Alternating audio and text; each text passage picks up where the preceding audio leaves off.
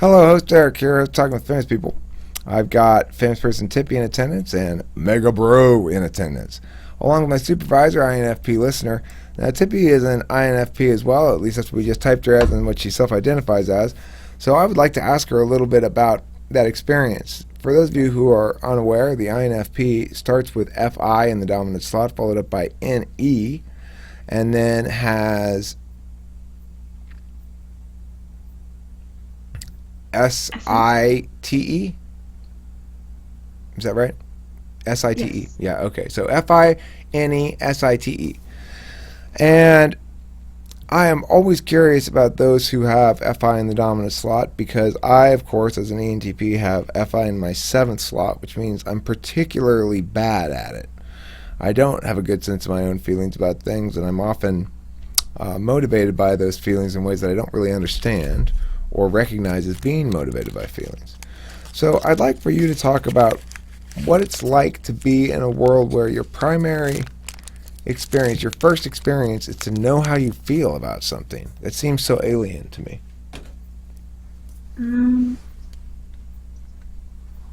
Um, well, I would say that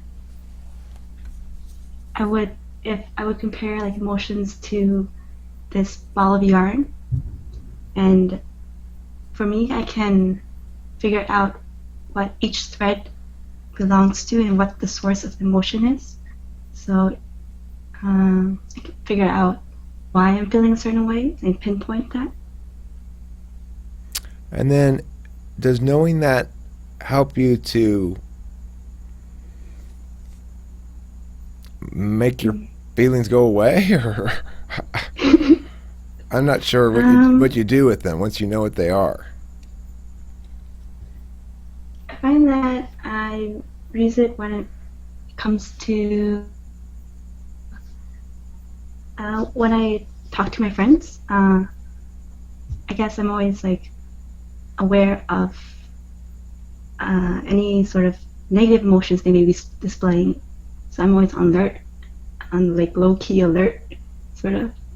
Uh, I and if I see. pick up on like a negative emotion that they're putting down, then I'll sort of see if they're handling like the reasons for that negative emotion. Maybe they're struggling with something in school or their family life, something like that.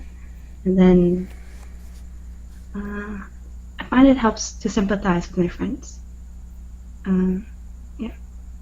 Would you say that you have a wide range of emotions? Like, I've often made this analogy. I hypothesize that for somebody who really understands their own feelings, it's like the Eskimos with snow. You know how they've got 30 different words for 30 different kinds of snow, right? For me, I basically feel kind of like excited or sad, and there's not a lot of variation between those two things, or angry, you know. I wonder if you have more subtle distinction between your different expressions of. Do you have a lot of different varieties of happy, for example? Uh, yeah. So it would be like um, happiness that comes from being comfortable in a situation, or happiness because uh, the weather is really nice, or happiness because I'm hanging out with a friend I haven't talked to for a while, or so I would be able to discern like what the happiness is. There's like different intensities of happiness as well, I guess.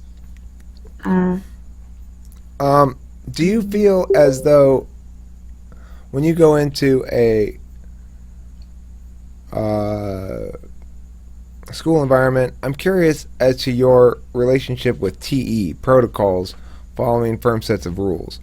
I know it's in your 4th slot, and so it's probably not your strongest suit, and yet it would seem to me that would be the best way for you, available for you to access and perform according to the expectations of standardized systems.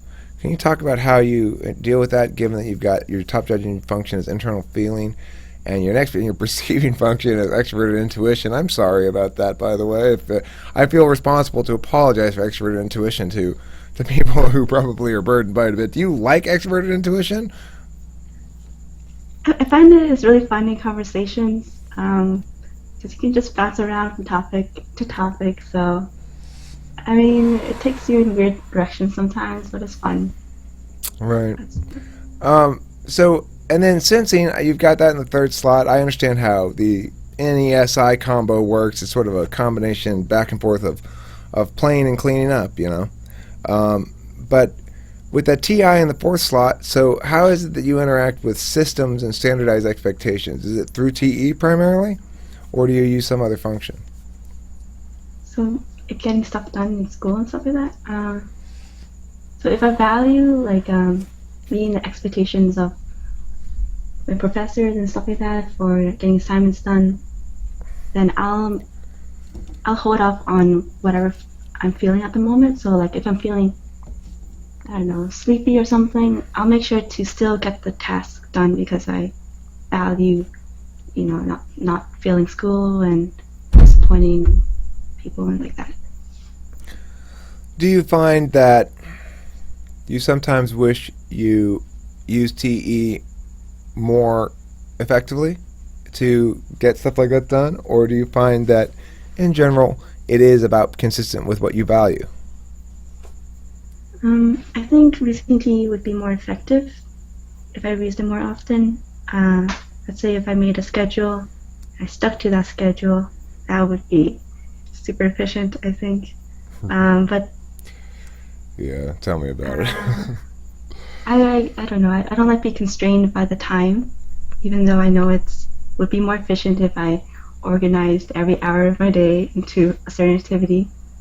I would not like that very much um, because my preferences would change for that hour of the day. So, Can you yeah. explain to me a little bit about your understanding of constructing your own identity? Now, for me, as an ENTP, I view what I'm doing right here as basically learning who I am by making it externally permanent in some sense so that it has more reality to me. Because my SI is weak, I have trouble with determining my identity over time and understanding who I am over time and being a consistent individual human being that behaves consistently over time. So I'm wondering if you can talk about how SI works for you in regards to that, and if in fact you feel because of the FI perhaps that you have an inherent understanding of your own authenticity that somebody like an ENTP lacks. Mm, I think that I am consistent in like sticking to my values, and then I see myself sticking to my values throughout time. Uh, but I can remember the instances where I feel regret for a certain experience where I might have not stuck to my values. So I remember those things, but I try to keep to my values when I can. So that's how I understand myself too. Um, you seem to have a pretty good understanding of where you're going in life, and I think sometimes that can be a struggle area for INFP to have a lot of certainty about what they ought to do, given that feelings tend to be somewhat fluctuating, and NE, by definition, is more concerned with finding possibilities than choosing them. So, can you talk to me about how it is that you came to have a fairly solid understanding of what you want to do in life? Mm, I knew I wanted to work in healthcare from like a young age because it just seemed really interesting and biology was fun. Uh, and I don't. Do you I see think that yourself? even if I'm sorry to interrupt. Do you see yourself providing spiritual comfort to aging people in this position? I would want to get spiritual comfort, I would want to get to know them personally. Uh huh. Is that my spiritual comfort? I want to know like about them, like their experiences in life, and get to know them really personally. I think You want to listen to them. yes, like find out uh, their motivation, their passions, things like that. Well, that's what makes you guys my supervisor. Those are exactly the sort of things I need to work on, right? I need to remember to listen to people. I need to remember to pay attention to my own feelings, stuff like that. So I don't know if you're how familiar you are with socionics, but according to socionics, there are intertype relations, and the relation of the ENTP is as supervisee to the INFP supervisor. I've often wondered about it, but I have noted in the past that INFP listener, who's in the room here, when INFP listener is present, I tend to be more aware a little bit of my things that might be mean. Like I have to be more cautious or something with people's feelings just because I know INFP listeners in the room. So I kind of give some credence to the socionics intertype relations. I do feel like that seems to apply, and I feel as though having spoken with you also that I understand INFP better considerably now than I did prior to this conversation. So this feels like a natural ending point. Thank you very much, famous person Tippy, for your very informative words on what it's like being an INFP. I greatly appreciate it because it's probably the type I understand least well. So thanks Tippy, and thanks everybody for watching. Have a nice evening.